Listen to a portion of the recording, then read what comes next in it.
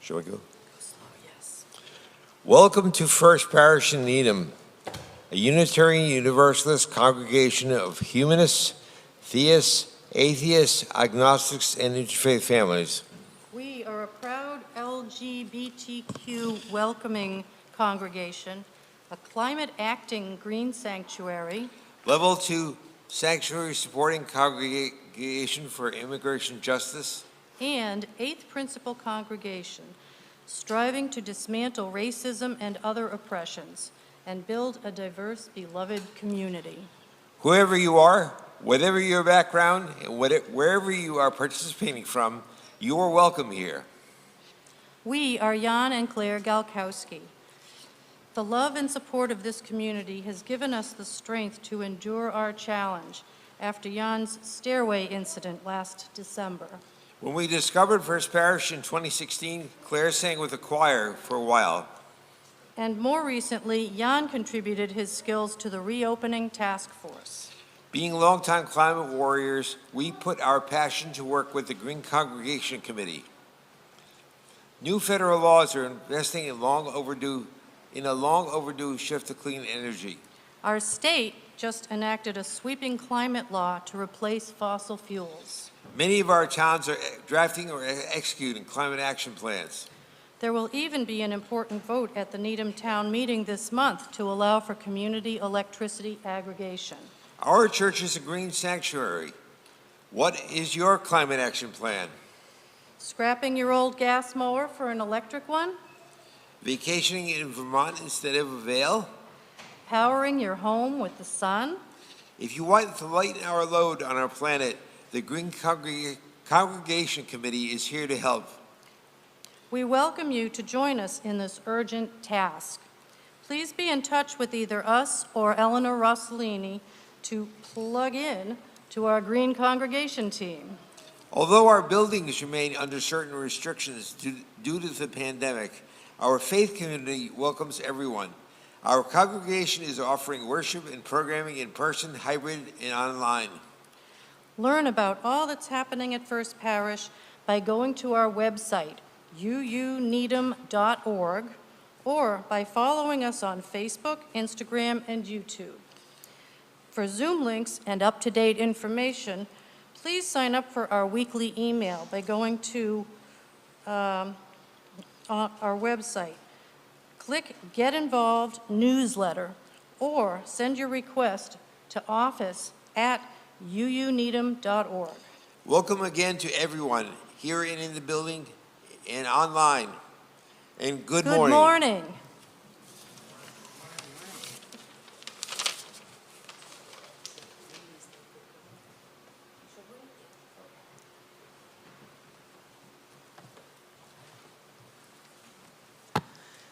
As we light our chalice, symbol of our Unitarian Universalist faith, we read words from former U.S. Poet Laureate and Muskogee author and musician Joy Harjo. Once the world was perfect, and we were happy in that world. And then we took it for granted. Discontent began as a small rumble in the earthly mind, and then doubt pushed through with its spiked head. And once doubt had ruptured the web, all manner of demon thoughts jumped through. We destroyed the world we had been given for inspiration, for life. Each stone of jealousy, each stone of fear, greed, envy, and hatred put out the light. No one was without a stone in their hand. There we were, right back where we had started. We were bumping into each other in the dark. And now we had no place to live since we didn't know how to live with each other. Then one of the stumbling ones took pity on another and shared a blanket. A spark of kindness made a light. The light made an opening in the darkness. Everyone worked together to make a ladder. A wind-clanned person climbed out first into the next world, and then the other clans and the children of those clans, their children and their children, all the way through time to now, to you, into this morning light, to you. Our opening hymn, Break Not the Circle, has lyrics from 20th century Reformed minister Reverend Fred Kahn and a tune from modern Unitarian Universalist composer Thomas Benjamin. Please rise in body or in spirit and join in singing Break Not the Circle. The lyrics are in your orders of service and at number 323 in your gray hymnals.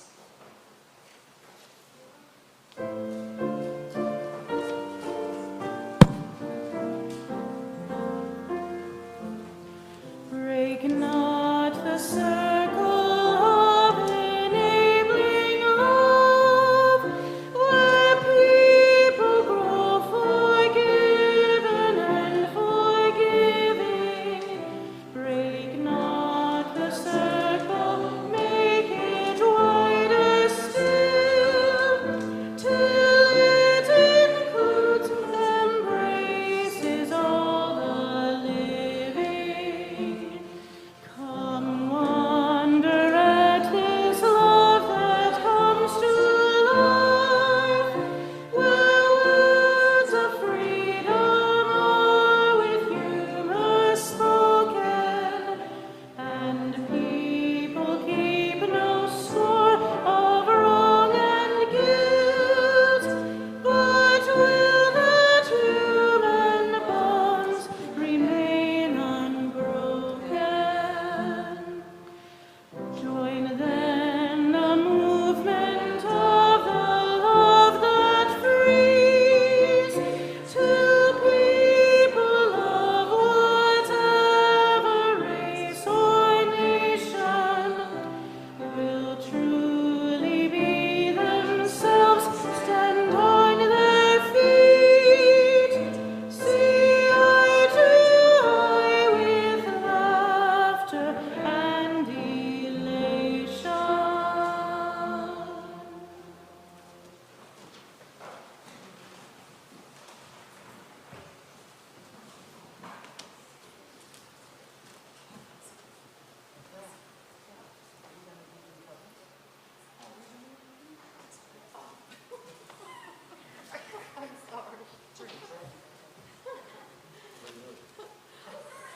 Sorry, we're a little disorganized here. Now is the time for us to say our covenant to each other. We gather as a loving community to encourage and support one another. We gather as a diverse community to support each other in our search for spiritual truth.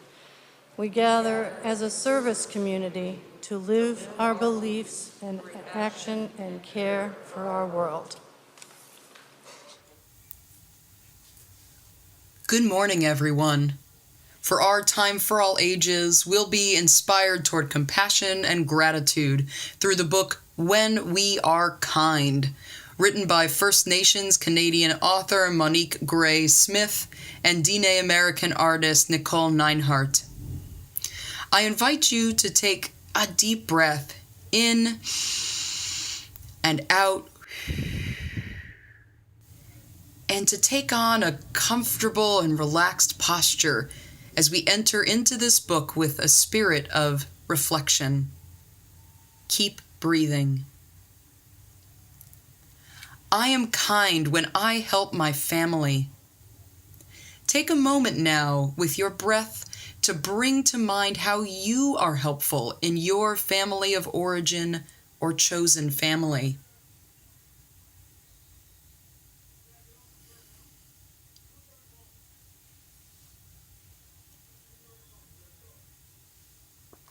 I am kind when I share with my friends. Take a moment now with your breath to bring to mind what you share with your friends.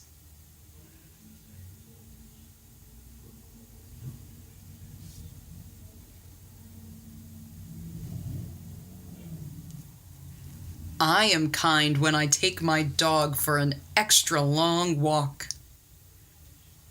Take a moment to bring to mind how you care for animals in your home and your neighborhood.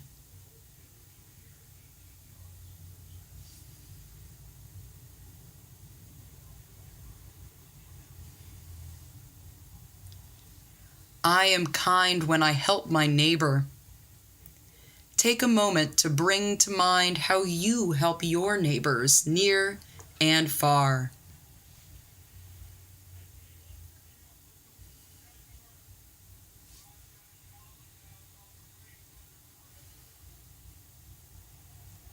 I am kind when I bring food to my elders. Bring to mind in what ways you support all people having enough to eat.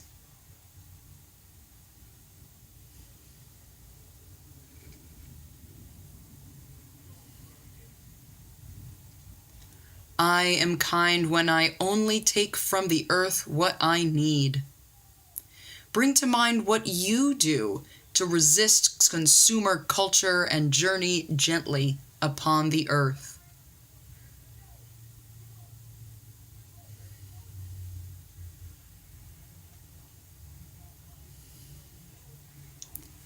I am kind when I take care of myself and get a good night's sleep. What are the ways you take care of yourself?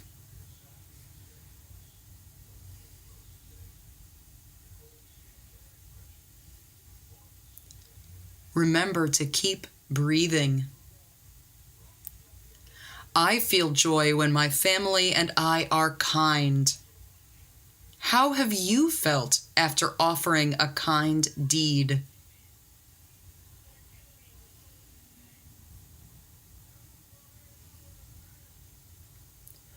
I feel happy when my friend is kind to me. What's a recent time when your friends have been kind to you? How did you feel?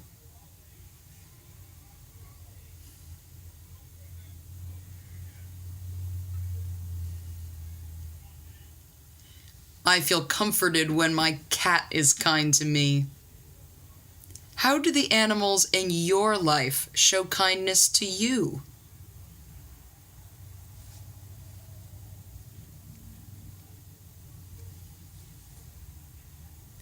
I feel loved when my elders are kind to me.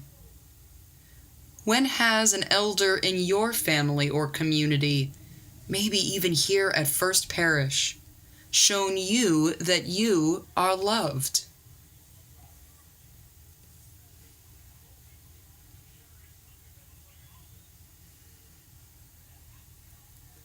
I feel grateful when the earth is kind to me. How do you show gratitude for the earth's bounty?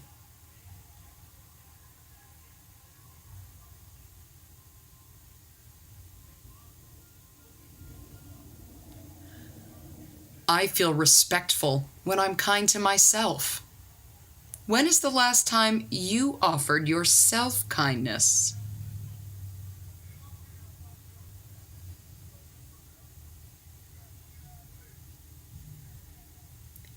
When we are kind, we remember that we are all related. How do you remind yourself of our UU seventh principle, that we respect the interdependent web of all existence, of which we are a part?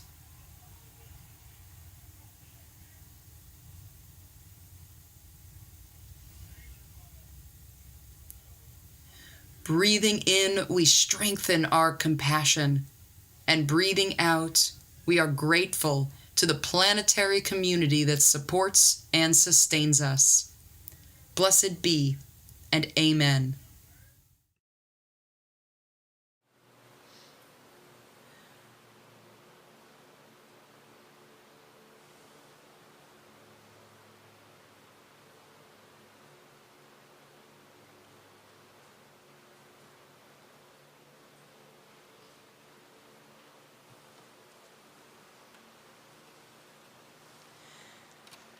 As our children and their teacher follow the light of our chalice to their religious exploration classes, please join in singing Long Time Sun as printed in your orders of service.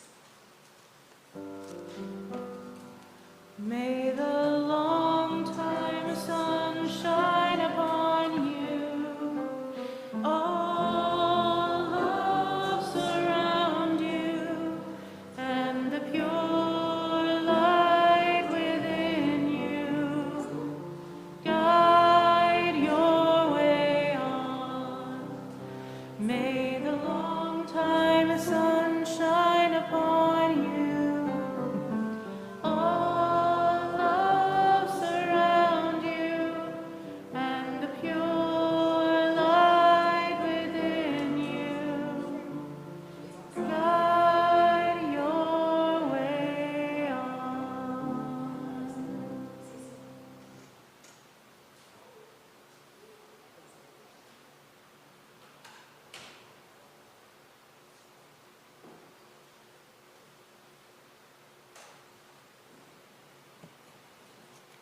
This is our time during our worship service when we share joys and concerns very close to our hearts and to our lives.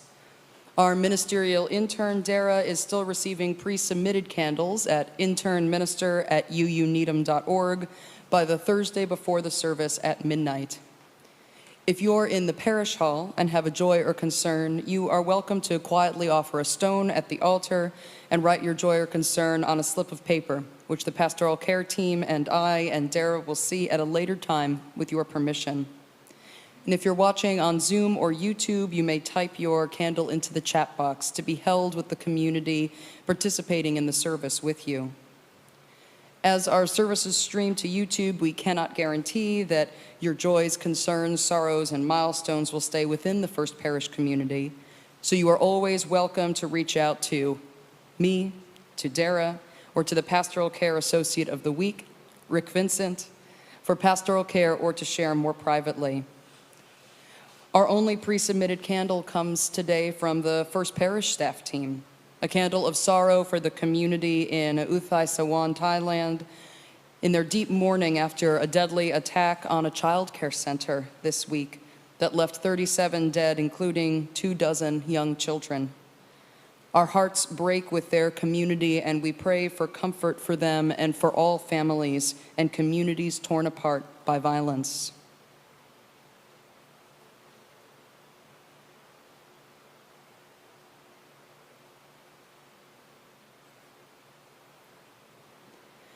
Now, if you are in the sanctuary and have a joy or concern to share, please come forward, light a candle, and then state your name, your pronouns, and briefly describe what is on your heart.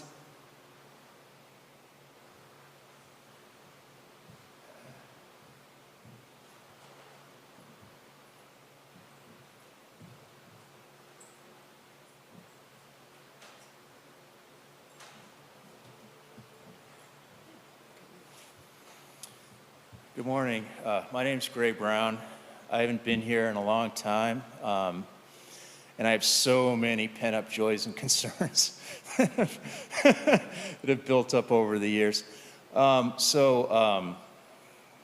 start with my wife, Amy, left me 2 weeks ago, and I was really concerned about being lonely because she's been a huge part of my life for so long. I think she'll be back at some point in the church. I'm not sure if she'll be back with me or not, so this is something we're trying to work out. One of the things I did, and I'm not going to get into this in detail, but I joined Alcoholics Anonymous a week ago, and it's been amazing. Like, I had no idea that there are so many people that have this particular issue and are willing to help each other. It's the most supportive outside of, this group, which I always found very supportive. The AA network, which is huge, which speaks to the fact that alcoholism is an enormous issue in society, and there are so many people that want to clean themselves up and be better people and just help each other out, and it's really encouraging, and I just wanted to share that with you. Thank you.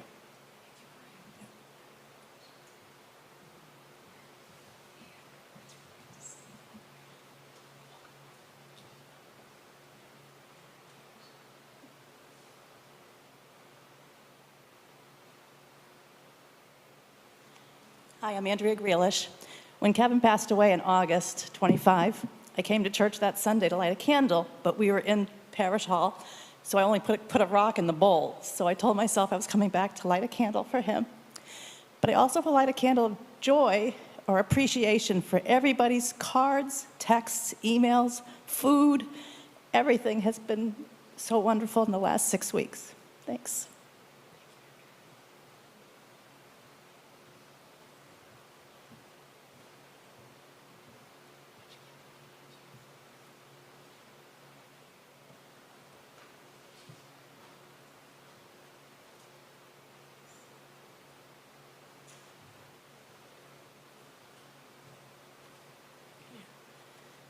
Hi. I made her talk. I'm Victoria, and this is my sister Erica. And many of you know from the announcement that our mom Jeanette died Tuesday night. And it was really sudden, and it was really scary. And we're so happy to be here today after so many days of working and planning and arranging things. And it's just great to see everybody, and we're okay. But I know she loved this church so much. I found so many beautiful pictures yesterday, which we're excited to share with you from years here in the church. And I have so many good memories of this space. And for some reason right now I'm remembering being in a production of Peter Pan where I was running around this room like in a weird costume singing something. We just did so much here, and thank you for having us today, and it's wonderful to see everybody. And I think my kids might be watching on YouTube right now, so they get upset when I cry, but it's okay to cry. Do you want to say anything else? Just, I know a lot of you've been thinking about her and in your hearts, and we just really appreciate that. And again, just the joy that she got here. And we just love that, so thanks. Multiple copies of multiple programs we found, so thank Yeah. you. Thank you, Katie.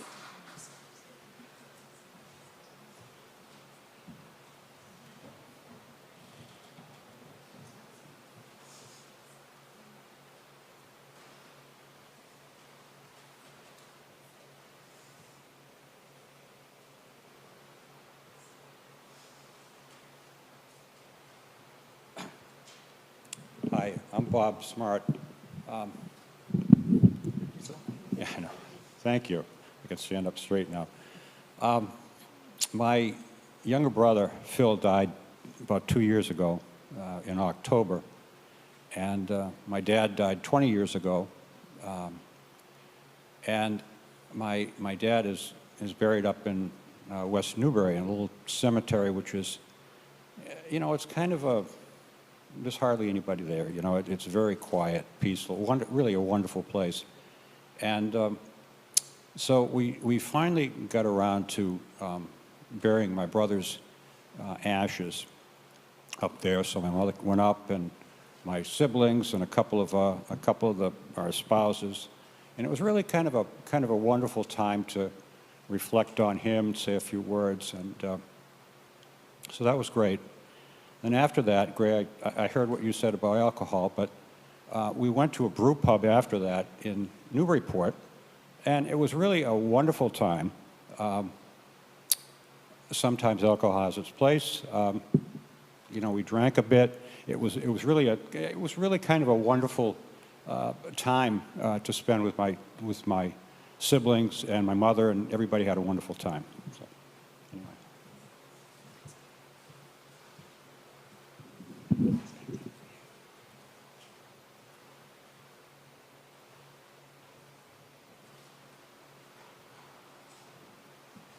Good morning.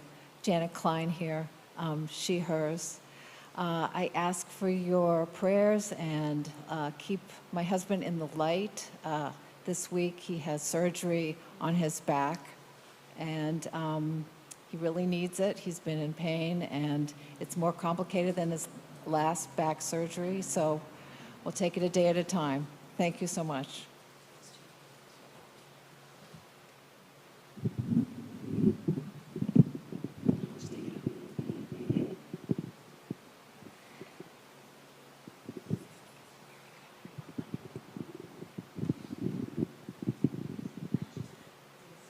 I'm Buffy Dewig, and I am lighting this candle via Gail in memory of Nancy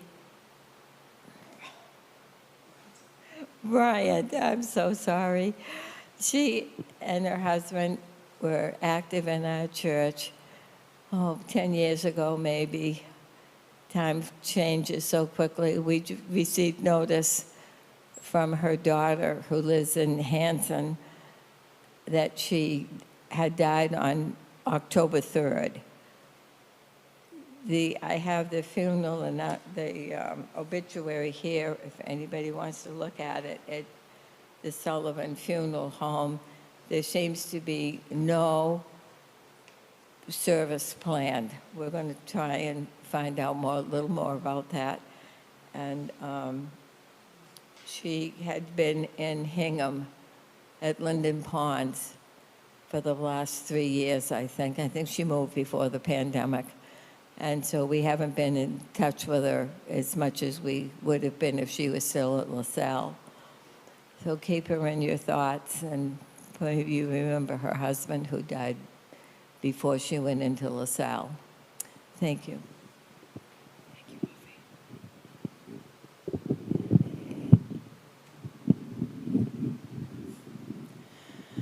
And now for all the joys and sorrows that we still hold in our hearts, and for the prayers of our neighbors near and far, we light a final silent candle.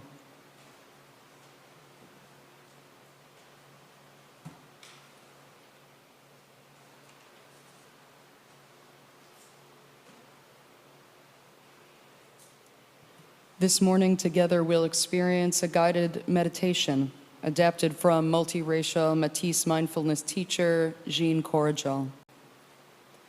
As we did during the Time for All Ages, I invite you to begin by settling into a sense of your body.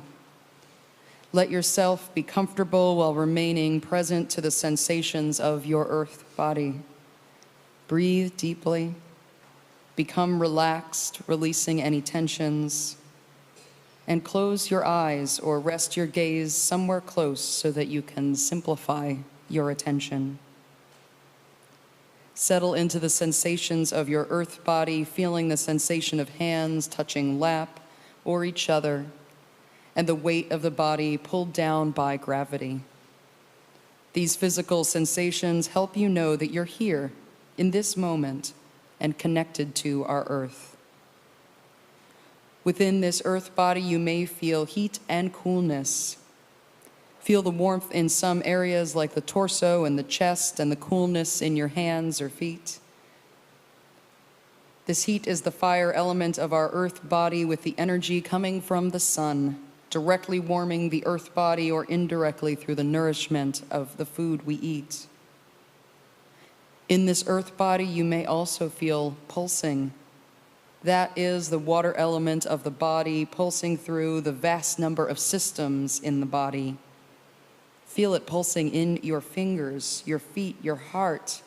Feel it in the eyes as they move in their sockets. Feel the liquid in your mouth and in every cell of your alive body. In this earth body, feel the sensation of breath.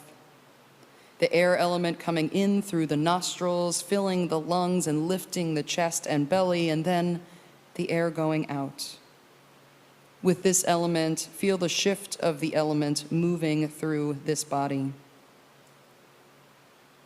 The earth element lies in resting in the ebb and flow of the air element. Feel the air coming in and expanding the earth body before leaving and relaxing the body. Rest back and just ride the wave of this air element. Realize there's nothing you need to do except breathe in and out.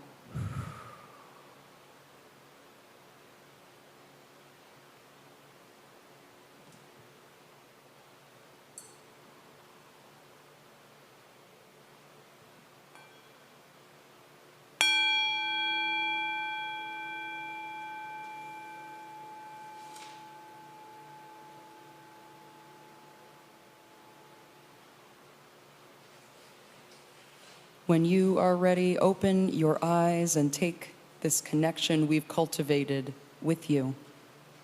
Amen. Please now remain seated and join in singing our meditative response, The Lone Wild Bird. The lyrics are in your orders of service and at number 15 in your gray hymnals.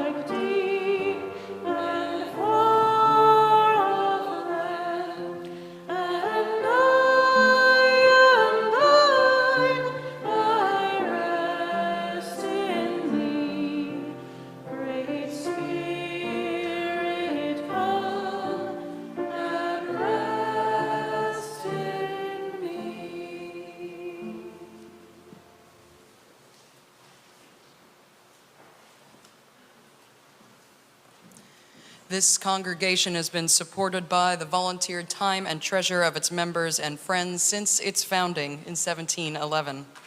This is the time in our service when we, the modern stewards of the church, offer what we can to build and sustain the congregation and the world we envision.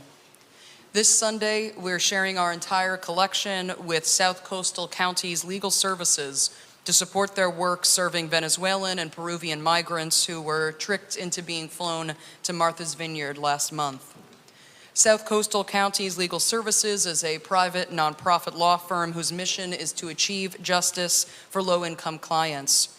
Their advocates provide free legal help to low-income residents of Barnstable, Bristol, Dukes, Nantucket, and Plymouth counties, as well as the towns of Avon and Stoughton in Norfolk County. They also offer educational programming in the community and participate in statewide systemic access to justice efforts. Each year, the organization provides legal help to approximately 5,000 individuals and families. Their current clients include the 50 asylum seekers who found themselves on Martha's Vineyard on September 14th and who are now housed on a military base on Cape Cod. Most of the migrants relayed a similar story, that in San Antonio, Texas, they were approached by a woman named Perla, who promised them expedited work papers, housing, jobs, and even cash assistance if they agreed to take a private flight to Boston. This was all a political ruse orchestrated by Governor Ron DeSantis, who is not the governor of Texas, but the governor of Florida. After being lovingly and hospitably cared for by the surprised but caring residents of Martha's Vineyard, these migrants are receiving services from South Coastal County's Legal Services and other social service groups on the Cape. To donate to our collection, you can use one of 3 different methods as described in detail in your orders of service. Text to give at the number 73256. You can donate on our website, uneedham.org, or you can write a check or give cash in the offering plate, or mail your check to First Parish at 23 Dedham Avenue. Whatever way you give, please be sure to specify whether your gift is for today's collection or for your 2023 pledge. And many thanks to Buffy Dewig for our beautiful flowers this week in memory of her parents and first parishioners, Ruth and Charlie Dewig. May the ushers now please come forward.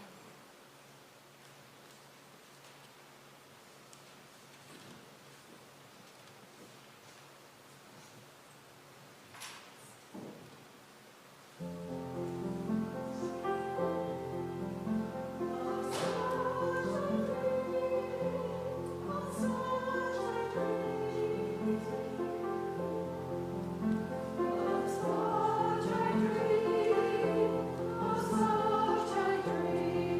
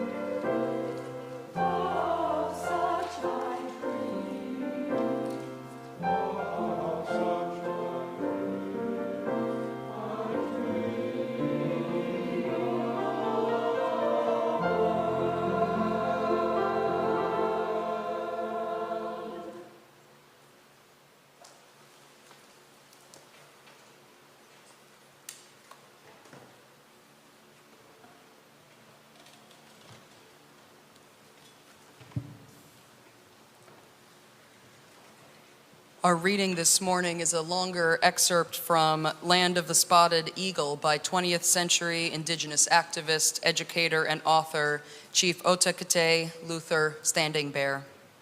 Chief Standing Bear served as the chief of the Oglalas Lakota Sioux from 1905 until his death in 1939. The now outdated gendered language of the original text has been maintained. The Lakota was a true naturalist, a lover of nature. He loved the earth and all things of the earth, and the attachment grew with age. The old people came literally to love the soil, and they sat or reclined on the ground with a feeling of being close to a mothering power. It was good for the skin to touch the earth, and the old people liked to remove their moccasins and walk with bare feet on the sacred earth. Kinship with all creatures of the earth, sky, and water was a real and active principle. For the animal and bird world, there existed a brotherly feeling that kept the Lakota safe among them. And so close did some of the Lakota come to their feathered and furred friends that in true brotherhood they spoke a common tongue. The animal had rights. The rights of man's protection, the right to live, the right to multiply, the right to freedom, and the right to man's indebtedness. And in recognition for these rights, the Lakota never enslaved the animal and spared all life that was not needed for food and clothing. This concept of life and its relations was humanizing and gave to the Lakota an abiding love. It filled his being with the joy and mystery of living. It gave him reverence for all life. It made a place for all things in the scheme of existence with equal importance to all. The Lakota could despise no creature, for all were of one blood, made by the same hand and filled with the essence of the same great mystery. The character of the Indian's emotion left little room in his heart for antagonism toward his fellow creatures, this attitude giving him what is sometimes referred to as the Indian point of view. Every true student, every lover of nature has the Indian point of view, but there are few such students, for few white men approach nature in the Indian manner. The Indian and the white man sense things differently because the white man has put distance between himself and nature, and assuming a lofty place in the scheme of the order of things has lost for him both reverence and understanding. Many times the Indian is embarrassed and baffled by the white man's allusions to nature in such terms as crude, primitive, wild, rude, untamed, and savage. For the Lakota Sioux, mountains, lakes, rivers, springs, valleys, and the woods are all in finished beauty. Winds, rain, snow, sunshine, day, night, and the change of seasons were endlessly fascinating. Birds, insects, and animals filled the world with knowledge that defied the comprehension of man. Here ends our reading. Perhaps some of you remember the international Lift Your Spirits During the Pandemic star Freya. Yes, Freya, the walrus, who made quite a splash literally and figuratively this summer when she took up residence in the waterway leading to Norway's capital of Oslo. Freya was first spotted in October 2021 when she became the first walrus in 23 years to visit the Netherlands. She was found resting on top of a submarine, and sunbathing on boats would kind of become her thing. The Dutch named her Freya after the ancient Norse goddess of love, beauty, and fertility. A distinctive pink spot on her nose and an old flipper injury made Freya easier to identify as she traveled from the Netherlands to Denmark, Germany, Britain, Sweden, and finally to Norway. It's not that walruses are a rare species. Their numbers in the wild have improved considerably since they were first declared endangered. But they're not often so far south of the Arctic Circle. Though due to the climate crisis, walruses, like many other species, are finding themselves on the move to find resources of food and shelter that are changing or dwindling in their historic habitats. So tourists and locals alike were drawn to Freya with the help of local news reports that would advertise where Freya was and what she was up to. Folks would crowd around local harbors to get a glimpse of this new celebrity, and local authorities struggled to keep Freya's admirers at a safe distance. Some folks were so bold as to swim near Freya, despite the fact that walruses are carnivores with very large and noticeable teeth.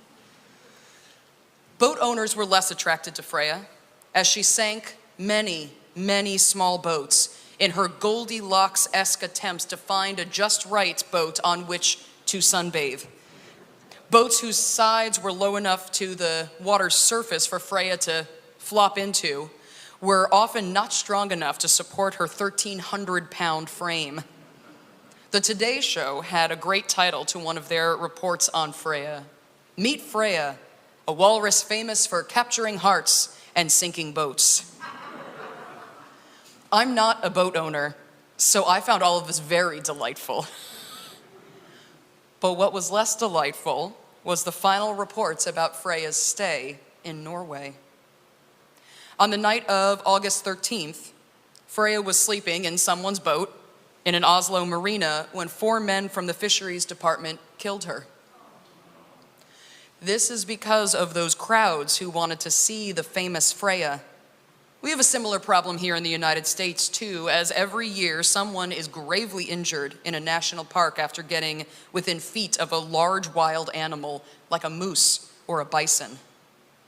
The fisheries department in Norway decided it was too risky to tranquilize Freya and move her home to the Arctic, ironically because she might die in the process. In a public statement, Norwegian Director General of Fisheries Frank Bach-Jensen wrote, "Highly skilled and trained personnel executed the order in conduct with current routines and regulations for euthanasia for marine mammals. The decision to euthanize the walrus was made based on an overall assessment of the continued threat to human safety. We have great regard for animal welfare, but human life and safety must take precedence." Let's go back to our reading for a moment from Chief Standing Bear, that for the Lakota, the animal had rights. The rights of man's protection, the right to live, the right to multiply, the right to freedom, the right to man's indebtedness. The Lakota could despise no creature, for all were of one blood, made by the same hand and filled with the same essence of the great mystery. Birds, insects, and animals filled the world with knowledge that defied the comprehension of man. What is particularly galling to me about Freya's execution is that she hadn't hurt anyone except boats. She was just living her walrus life, figuring out how to survive in a world damaged by our human pollution and human-driven climate change. There was so little regard to her right to live, her right to humanity's protection and indebtedness, her inherent worth as a living being, part of our interconnected web of all existence. How different would it be if we instead acted on the idea that each being is beloved? I'm reminded of an essay from Indian American UU minister, Reverend Manish Mishra Marzetti. I have consistently encountered in indigenous wisdom traditions around the world that belonging is not a commodity, a form of social currency that is owned or hoarded. It is not something that I must wrest from the world or others around me. Belonging in this very different framework is implicitly woven into the fabric of all that exists.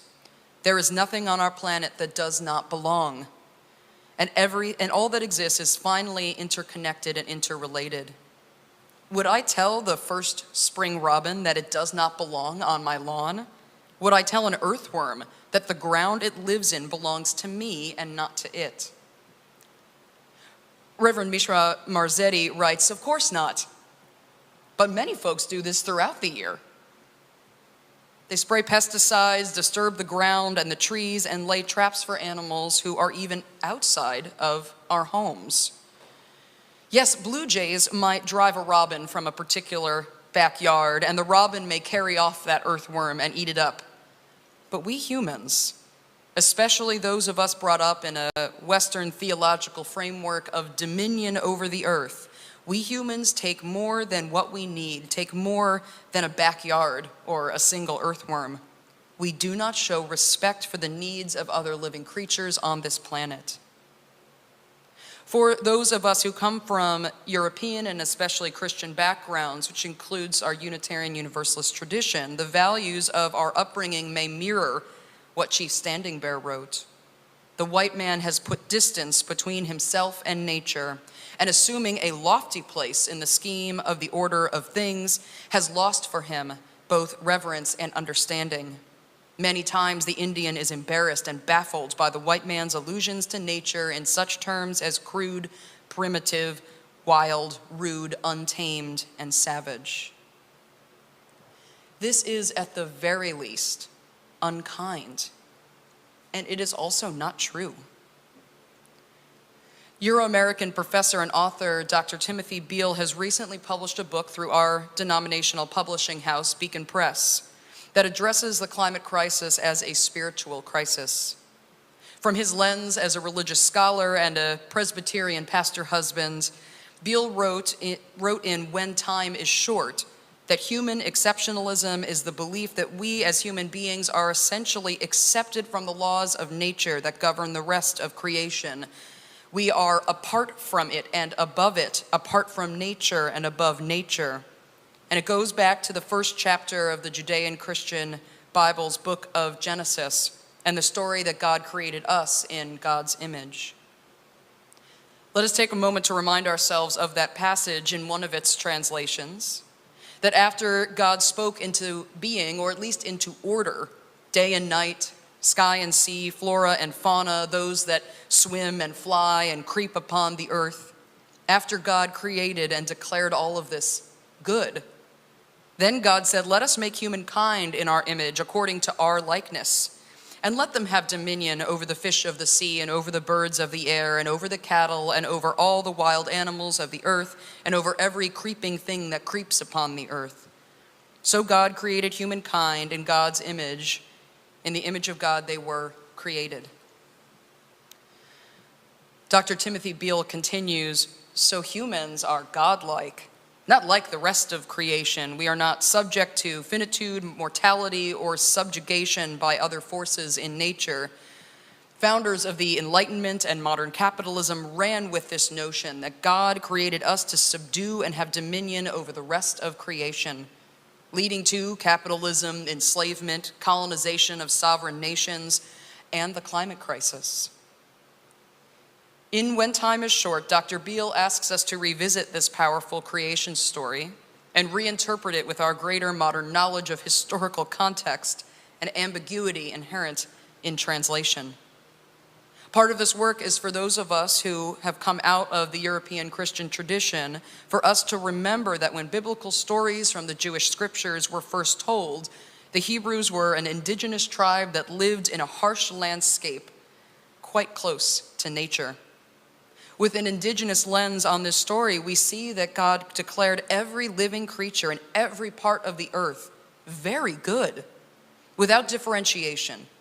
And we recognize that even with our most scholarly translations of this ancient text, we are necessarily missing some nuances. Let's not accept the crown of dominion quite yet. As Unitarian Universalists, we strive to take a countercultural, theological, and philosophical view that humanity is part of the interconnected web of all existence, not above it.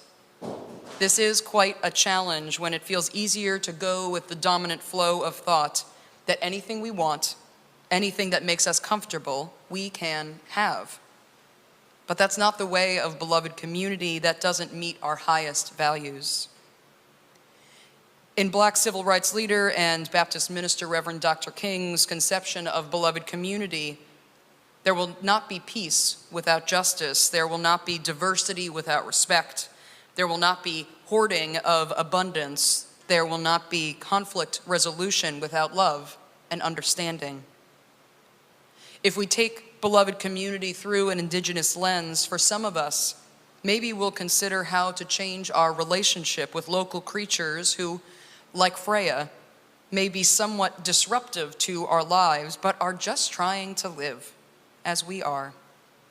For some of us, maybe we'll commit to reflection on our wants versus our needs, remembering that one way we are kind is to take only what we need from the earth. For all of us, I hope we'll consider how radically our behavior would change if we kept at the forefront of our minds and hearts that each being is beloved, that each living being is very good. I'll leave you with this blessing excerpted from Navajo poet and professor Lucy Tapahanzo, offered to the 2008 graduates of the University of Arizona. This morning, we gather in gratitude for all aspects of sacredness: the air, the warmth of fire, bodies of water, plants, the land, and all animals and humankind. May we remember that holiness exists in the ordinary elements of our lives. May we fulfill the lives envisioned for us at our birth. May we realize that our actions affect all people and the earth. May we live in the way of beauty and help others in need. May we always remember that we were created as people who believe in one another. We are grateful, holy ones, for the young people as they will strengthen our future. All is beautiful again. So go forth with your gifts and your gratitude and your deep felt heart knowledge that we are all deeply interconnected. Go forth and be a blessing to all of your neighbors. Blessed be, and amen.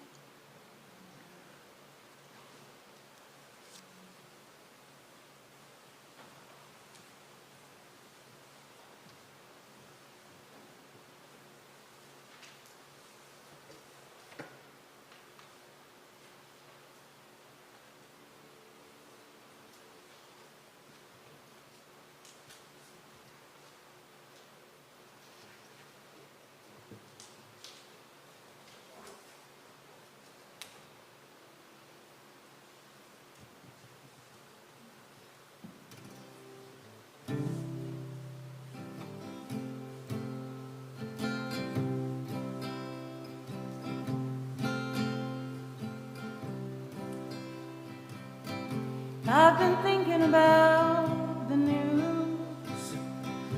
Daddy leaves it on all day through. I've been thinking about the wars, and to be honest, I can't take it anymore. I hear you every day, the awful words you say, but hate can't be the face of the American dream.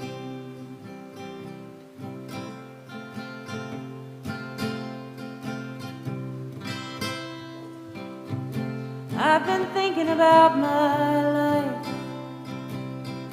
how one day I want to be a mother and a wife. I've been scared of that thought too. In a world of struggle, what are we gonna do? I hear you every day saying it'll be okay, but hate can't be the face of the American dream.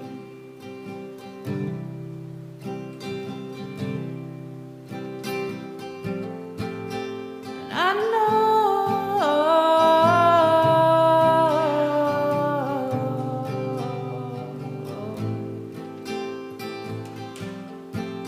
we've got a long way to go,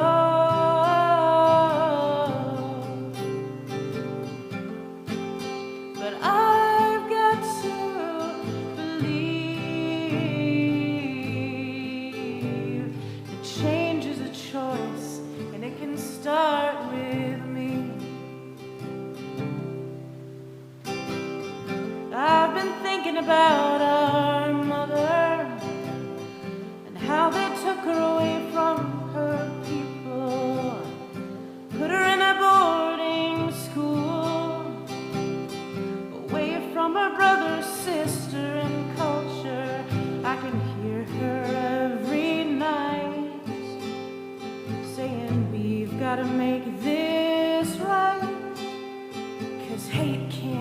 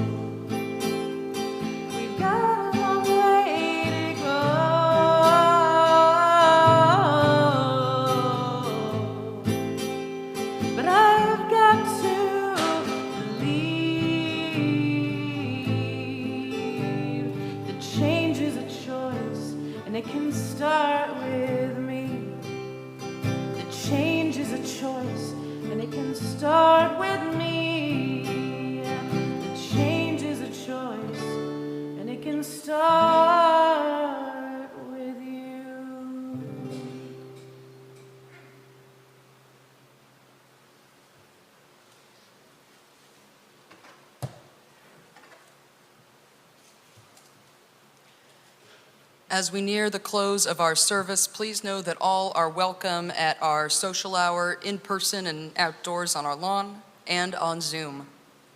Please keep a careful eye out for emails from First Parish and follow us on social media so you can keep up with opportunities for connection for all ages throughout the week and with updates on our reopening and COVID-19 precautions. After social hour today, Grief and Loss Support Group is gathering on Zoom, and on Thursday and Friday this week, we have our weekly Zoom gatherings of Writing Escapes, Vespers, Meditation Ministry, and Creative Escapes. And we have a lot of special events coming up this month. This Thursday evening, we're hosting our friends from Out Metro West for the first of 2 interactive gatherings in our parlor, this one about the basics and beyond of being a great ally and upstander for LGBTQ youth. I believe there's also a private Zoom channel that you can log into. On Friday night, we're hosting an all-ages board game night in the Parish Hall. And on Saturday, our auction co-chairs, Rana Monadorfer and Jim Long, will begin accepting items and events for this winter's mini auction. I will look forward to seeing you all on Thursday and Friday nights.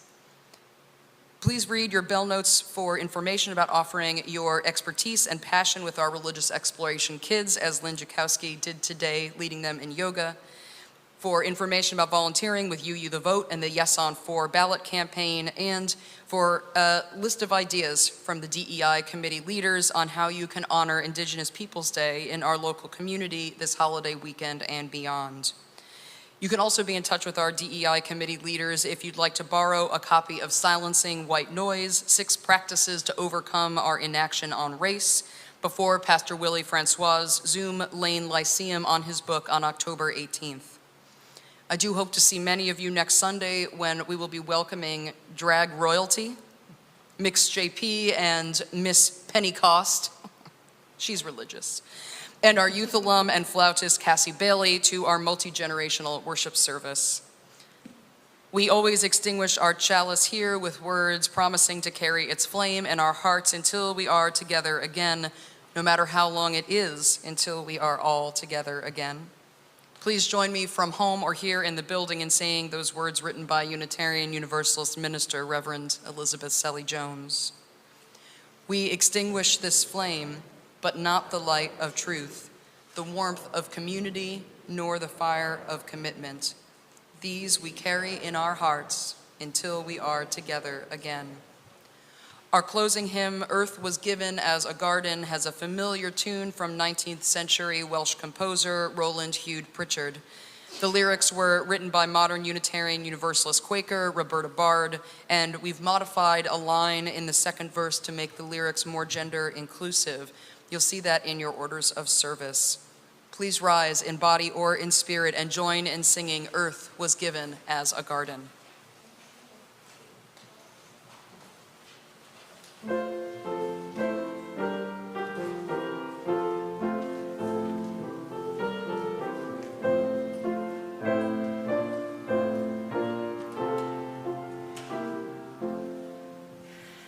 Earth was given as a garden, cradle for humanity.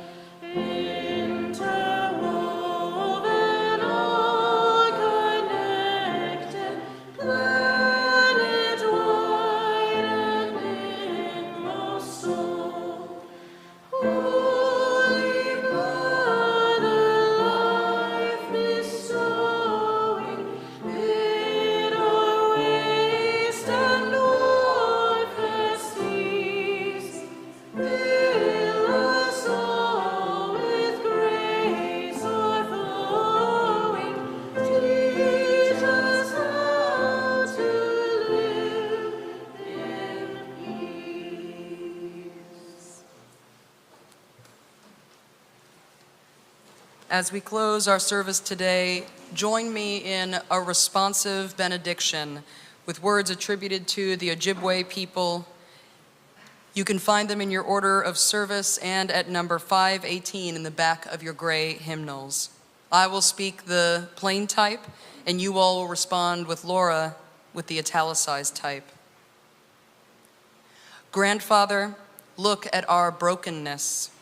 We know that in all creation, only the human family has strayed from the sacred way. We know that we are the ones who are divided. And we are the ones who must come back together to walk in the sacred way. Grandfather, Sacred One, teach us love, compassion, and honor. That we may heal the earth and heal each other. Our service begins when our service ends. Blessed be, and amen.